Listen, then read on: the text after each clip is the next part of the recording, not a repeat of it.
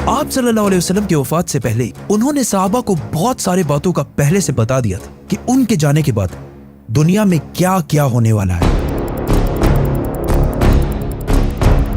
एक दिन हजरत उमर रज़ी अल्लाह तआला अन्हु बाकी सहाबा के साथ आप सल्लल्लाहु अलैहि वसल्लम के पास मस्जिद नबवी में बैठे हुए थे कि अचानक एक बहुत ही रोबदार और हैंडसम आदमी मस्जिद में दाखिल हुआ। उनके कपड़े एक्सट्रीमली व्हाइट और बाल बिल्कुल ब्लैक थे। उस दिन से पहले उन्हें मदीना में किसी ने भी नहीं देखा था, मतलब वो मदीना के रहने वाले नहीं थे और उनके कपड़ों और बालों से बिल्कुल ऐसा नहीं लग रहा था कि वो कहीं दूर से ट्रेवल करके मदीना आए।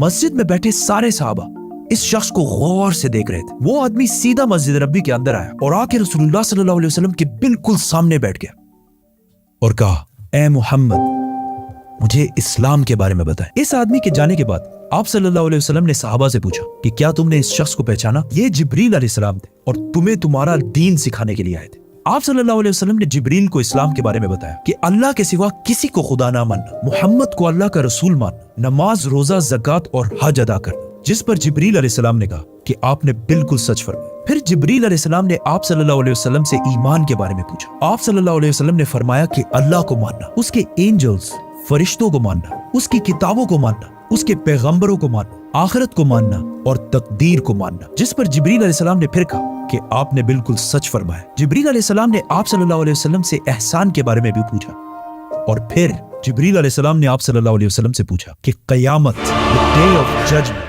कब आएगी? जिस पर आप सल्लल्लाहु अलैहि वसल्लम ने कहा कि जितना आपको पता है सिर्फ उतना ही मुझे पता है, मतलब क़यामत के दिन का अल्लाह के सिवा किसी को भी नहीं पता। जिब्रील अलैहिस्सलाम ने यह सुनने के बाद फरमाया कि मुझे उस दिन के बारे में कुछ निशानियां बताएं। अब तक इस डिस्कशन में जितनी भी बातें हुई उन सबको आप सल्लल्लाहु अलैहि वसल्लम पहले भी एक्सप्लेन कर चुके, क्योंकि ये वाकया आप सल्लल्लाहु अलैहि वसल्लम की वफात से कुछ ही अरसे पहले हुआ था, जब ऑलमोस्ट सारा कुरान नाजिल हो चुका था। लेकिन इसके बाद जो आप सल्लल्लाहु अलैहि वसल्लम ने क़यामत की निशानियां बताई, वो इससे पहले किसी को भी पता नहीं थी। और इन निशानियों का ताल्लुक सहाबा से ज्यादा हमसे है, क्योंकि जो निशानियां आप सल्लल्लाहु अलैहि वसल्लम ने बताई वो सहाबा ने अपनी जिंदगी में पूरे होते नहीं देखी, बल्कि वो निशानियां आज हम देख रहे हैं। Which means जिब्रील अलैहिस्सलाम सिर्फ सहाबा को नहीं बल्कि आज के मुसलमानों को भी क़यामत की बहुत इंपॉर्टेंट निशानियां सिखाना चाहते थे। आप सल्लल्लाहु अलैहि वसल्लम ने जिब्रील अलैहिस्सलाम को जवाब दिया कि जब एक लौंडी अपने मालकन को जन्म देगी, जिसको बहुत सारे स्कॉलर्स समझते हैं कि जब औलाद अपने वालिदैन को गुलाम समझेगी, और जब ये नंगे पैर गरीब शेफर्ड्स, चरवाहे एक दूसरे से लंबी बिल्डिंग्स बनाने में कंपटीशन, मुकाबला करेंगे। जिब्रील अलैहिस्सलाम ने फिर कहा कि आपने बिल्कुल सच फरमाया और उठकर वहां से चले गए। आप सल्लल्लाहु अलैहि वसल्लम ने सहाबा को भेजा कि कोई जाकर इस आदमी को ढूंढे, लेकिन उस दिन के बाद ये आदमी किसी को भी नहीं दिखा। Now, आप सल्लल्लाहु अलैहि वसल्लम ने नंगे पैर गरीब चरवाहों का जिक्र किया, जिन्हें उस जमाने में अरब बेडुइन्स, बद्दू कहा करते थे, जो अरब के बाकी कबीलों से हमेशा दूर रहते थे और कभी भी एक जगह पर नहीं रहते, बल्कि अपने जानवरों के साथ हमेशा ट्रेवल करते रहते थे, मतलब एक खाना बदोश नॉर्मैडिक जिंदगी गुजारते थे। ये इसलिए बहुत अजीब बात क्योंकि बद्दू पूरे अरब में सबसे गरीब कबीलों में से होते थे। सिर्फ उस जमाने में नहीं बल्कि इस हदीस के 1000 साल बाद भी ये बेडुइन्स अरब के सबसे लोअर क्लास होते थे। इसलिए सहाबा हैरान थे कि हमारी सोसाइटी के सबसे गरीब क्लास कैसे आपस में लंबी बिल्डिंग्स बनाने में मुकाबला करेंगे। आप सल्लल्लाहु अलैहि वसल्लम के बाद खिलाफत राशिदा हर तरफ फैलने के बाद दुनिया की सबसे बड़ी सुपर पावर बन गई। सिर्फ मुसलमानों में नहीं बल्कि ये उस वक्त तक इंसानों की तारीख की सबसे बड़ी एम्पायर थी, जो अलेक्जेंडर द ग्रेट और रोमन एम्पायर के जूलियस सीजर के एम्पायर से भी बहुत बड़ी थी।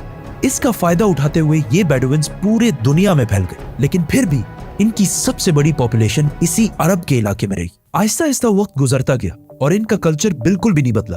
ये बेडुइन्स उसी तरह अपनी जिंदगी गुजारते रहे। आखिर 1000 साल बाद उस्मानिया खिलाफत के आखिरी जमाने में दुनिया पुराने तरीकों से एक नई इंडस्ट्रियल एज की तरफ बढ़ने लगी, तो आखिर उस्मानी खलीफा सुल्तान अब्दुल हमीद ने मुसलमानों को भी मॉडर्न दुनिया की तरफ लाने के लिए बहुत स्ट्रॉन्ग रिफॉर्म्स की और पूरी एम्पायर में बहुत सारे प्रोजेक्ट शुरू किए, जिसमें इस्तांबुल से मदीना तक एक ट्रेन भी बनाई गई। लेकिन इस ट्रेन के रास्ते में हमेशा एक बहुत बड़ी रुकावट थी, यही बेडुइन्स, क्योंकि इन्हीं बेडुइन्स ने इससे बहुत साल पहले 1757 में 20,000 हाजियों को शहीद भी किया था, जिसके बाद उस्मानिया सल्तनत इनके कल्चर को चेंज करने लगी और इन्हें खानाबदोश नॉर्मैडिक जिंदगी से एक परमानेंट इलाके में सेटल करने की कोशिश की। लेकिन बेडुइन कबीले उस्मानिया सल्तनत के इन रिफॉर्म्स से बिल्कुल भी खुश नहीं थे और आखिर सऊदी अरब के पहले बादशाह इब्ने सऊद ने बेडुइन्स को यूनाइट करके ऑटोमन एम्पायर के खिलाफ एक फौज बनाई और फिर ब्रिटिश की मदद से इस पूरे इलाके को फतह कर लिया, जिसे आज हम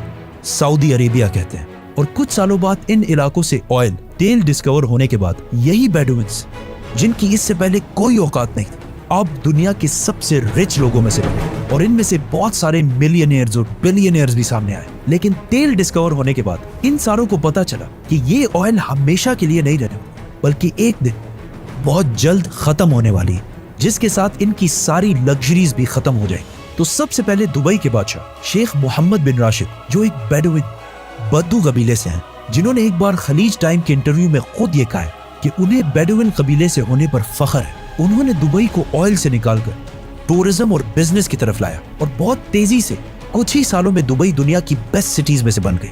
और फिर कुछ सालों बाद दुनिया की सबसे लंबी बिल्डिंग बुर्जुल खलीफा भी दुबई में बनाई गई। ये अब तक इंसानों की बनाई हुई सबसे बड़ी बिल्डिंग थी। इससे पहले एक जमाने में, आज से 4500 साल पहले, इजिप्ट में फिरौनों के बनाए हुए pyramids, specifically the pyramid of Giza, इंसानों की बनाई हुई सबसे बड़ी बिल्डिंग और दुनिया की सबसे बड़ी बिल्डिंग होने का ये टाइटल इस पिरामिड के पास 3800 साल तक रहा।